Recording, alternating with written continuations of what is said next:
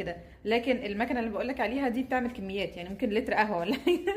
يعني ربنا معاك يعني تخلصي.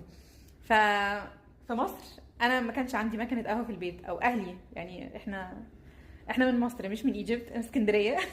فما فيش عندنا مكنه قهوه. ما اعتقدش يعني حد حتى من الناس اللي اعرفهم عندهم مكنه قهوه في البيت. ليه بقى؟ لان احنا بنستعمل دي، والله جايباها معايا من مصر يعني. بقى لها 10 سنين البتاعه دي، تصدقوا؟ بس أنا يعني عشان اتعودت على دي خلاص، فدي للاسف مش بعرف استخدمها. والحاجه التانية كمان ان البوتاجاز هنا اندكشن مش نار.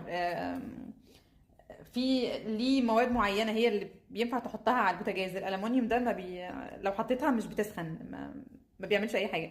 فدي للاسف ما بعرفش استعملها للقهوه التركي اللي بنعملها في مصر. فدايما بنشرب القهوه دي. فانا لما كنت طالبه، لما كنت بدرس دكتوراه في الجامعه، انا كنت ساكنه في سكن الجامعه، فكان قريب. ما كانش عندي يعني، هي السكن اللي انا كنت فيه